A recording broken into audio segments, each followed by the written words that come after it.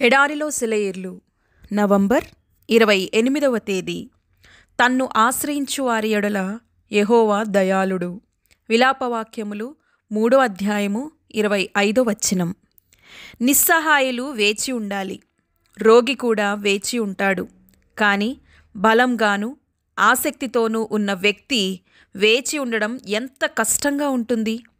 అనిశ్చయతతో హృదయం బ్రద్దలైనప్పుడు ఆత్మ యొక్క రక్షణ కోసం వేచి ఉండడం, ప్రపంచం తన అమూల్యతను వృధా చేయడాన్ని మీరు చూస్తున్నప్పుడు జీవితపు పవిత్రత కొరకు వేచి ఉండడం, మరణమందు పంట తెల్లబడుచుండగా కూలీల కోసం ఎదురుచూడడం, మీరు ఎదురుచూస్తున్నప్పుడు దేవుడు తన వాగ్దానాలను నెరవేర్చడం, సాతాను నాశనం అవ్వడానికి ఎదురు చూస్తున్నప్పుడు అలాంటి ఎదురుచూపుకు గొప్ప విశ్వాసం కావాలి.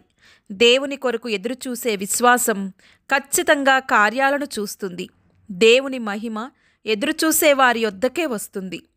మీరు సుదీర్ఘమైన అలసటతో కూడిన రైలు ప్రయాణం చేస్తున్నప్పుడు మీరు గంటల తరబడి దుమ్ములోను వేడిలోనూ ప్రయాణిస్తున్నారు.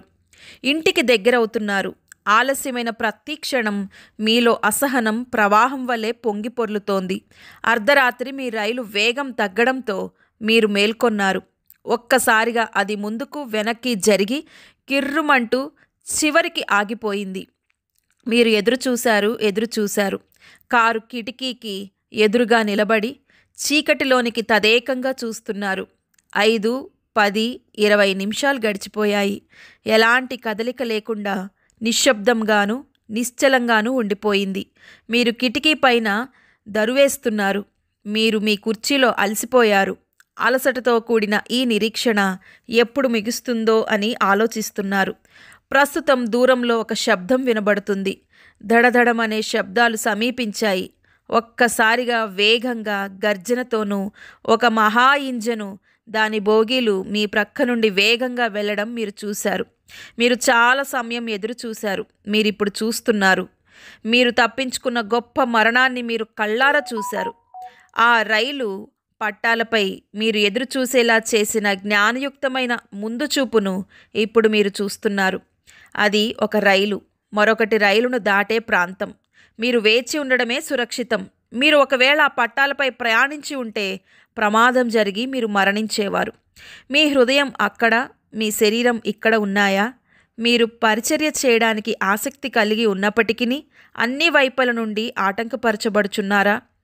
పరిస్థితుల వలన జీవితం భరించలేనంతగా మారి సంకుచితమైపోతుందా? అయినప్పటికీ ఎదురుచూసే దేవుని సమయం మీకు ఉత్తమమైంది. వేచి ఉండండి. ఆటంకాలు తొలగించబడడం మీరు చూస్తారు. వేచి ఉండండి. పరిస్థితులు మారడం మీరు చూస్తారు. వేచి ఉండండి. మీ కలలన్నిటికీ మించి దేవుడు తన వాగ్దానాలు నెరవేర్చడం మీరు చూస్తారు. ఎదురు చూడండి, మీరు చూస్తారు. ఎందుకంటే ఆయన కొరకు ఎదురు చూసే వారి కొరకు ఆయన పని చేస్తాడు. నా ప్రాణము ఆయన కొరకు కనిపెట్టుకొనుచున్నది. ఆయన మాట మీద నేను ఆశ పెట్టుకొని ఉన్నాను. కీర్తనల గ్రంథము 135వ వచనం. దేవుడి మాటలను దీవించునుగాక. ఆమెన్.